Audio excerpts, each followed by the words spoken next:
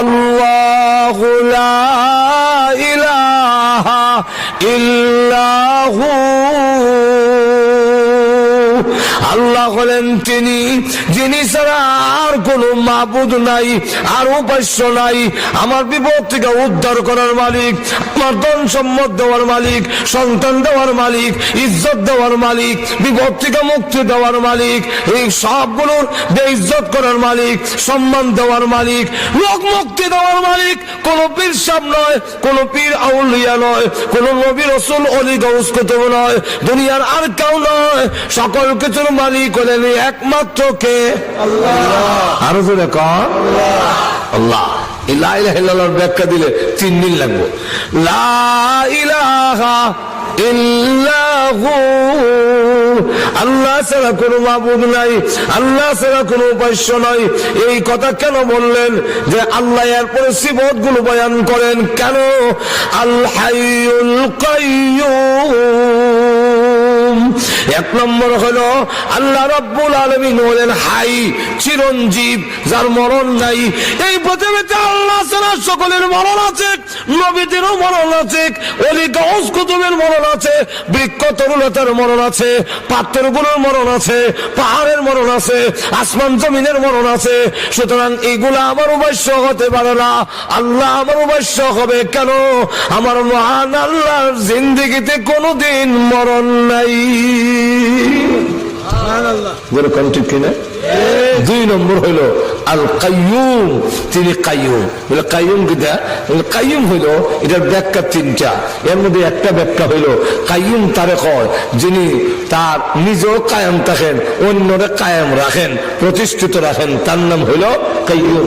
2 নম্বর ব্যাখ্যা হইল যিনি সমস্ত মখলুকের মধ্যে হাজির, সবসময় দেখতেছেন বান্দার সকল আমাল। তাফসীর ইবনে কাসিরের মধ্যে লেখে কাইয়ুমের অর্থ হইল আহওয়ালে হাজিরুন, আহওয়ালে হাজিরুন ওয়া আমালে নাজিরুন। তার বান্দার সমস্ত আমলগুলোতে আল্লাহ দেখতেছেন এবং বান্দার সমস্ত হালতে, সমস্ত অবস্থায় আল্লাহ উপস্থিত আছেন। তাকে বলা হয় আল কাইয়ুম। কি বলা হয়?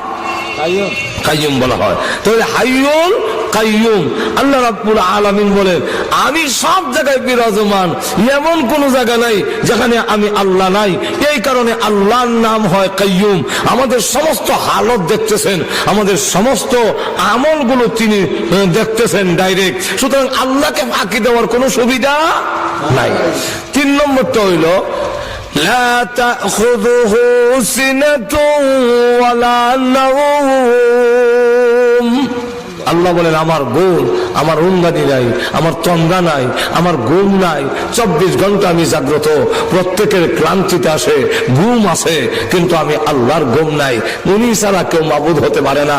পীর সাহেব ঘুমায়, নবী ঘুমায়, আলেম ঘুমায়, সব ঘুমায়, সব মাখলুক কিছু সব হইল ঠিক নেই। কিন্তু আল্লাহ রাব্বুল আলামিন বলেন আমার ঘুম নাই। আমার কোন আল্লাহ বলে কোন বিপদে বলেছে, কোন সময় কোনটার দরকার হবে, এটা আমি আল্লাহ 24 ঘন্টাই জানি। আমার দরজা উন্মুক্ত রেখে দিয়েছি। 24 ঘন্টার ভিতরে যেই কোনো সময় আমার বান্দাকে আমাকে ডাক দিবে, আমি আল্লাহ 24 ঘন্টাই তার ডাকে সাড়া দেব। এই কারণেই আমি আল্লাহ মাহবুদ হয়েছি। কিন্তু রাজা, বাদশা, ওলি, গাউস, কুতুব সব ঘুমায়। রাত 2টার সময় কোর্ট কাছারির মধ্যে ভাইবেন এখন গিয়া উকিল মুক্তার, জশা সব ঘুমা দিছে। আপনি অঙ্গুফত বসছেন, এখন কোর্টে গেলে দেখবেন ওই ফারাদাররা বই দিছে, তাও উঙ্গায়। যদি কি এখন বলে আমি একটা কেস করবার লেগে গেছিলাম, বিপদে বসছি, এখন আমার জায়গা দখল করিলায়, তখন দারোয়ানে ফিরতে আর আল্লাহ হয় তোমার রাত্র যত গভীর হবে আমার রহমতের দরজা তত প্রশস্ত হয়। তুই যে কোনো সময় ডাক দিবে। আমি এই জন্যই মাবুদ যে তোর প্রত্যেকটা ডাকের সময় আমি আল্লাহ শুনি, দেখি, হাজির আছে। আরো বহুত গুণ কওয়া হয়েছে।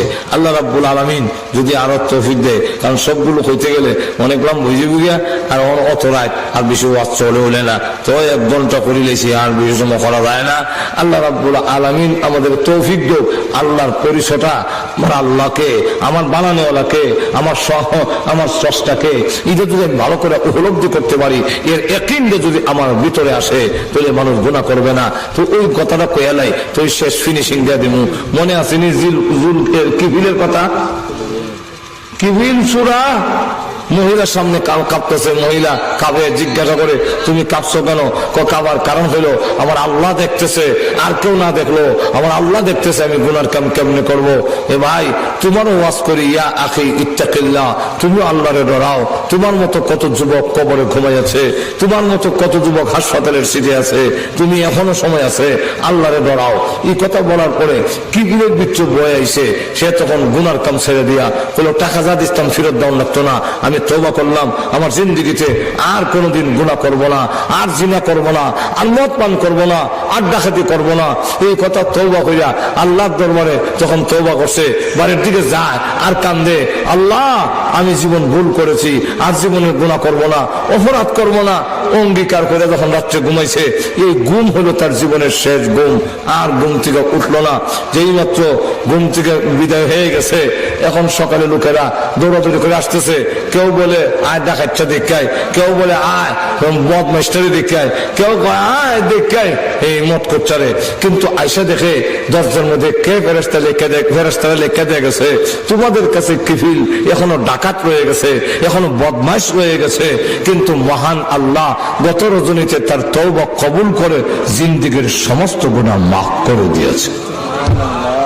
সুতরাং আমি যদি ওইগুলো বলতে পারি, তাহলে অবশ্যই আল্লাহ রাব্বুল আলামিন আমাদেরকে মাফ করবেন। সমস্ত অবাচার থেকে তখনই বাঁচা সম্ভব যদি আল্লাহর পরিচয়, আহকামুল হাকিমিনের পরিচয় আমাদের ভিতরে আসে। আল্লাহ আমাদেরকে তৌফিক দাও। ওয়া আখিরু দাওয়ানা আলহামদুলিল্লাহি রাব্বিল আলামিন। দুরূদ শরীফ পড়েন। আল্লাহুম্মা সাল্লি আলা সাইয়্যিদিনা মাওলানা মুহাম্মাদ ওয়া আলা আলিহি ওয়া সাহবিহি ওয়া বারিক ওয়াসাল্লিম। আলহামদুলিল্লাহ।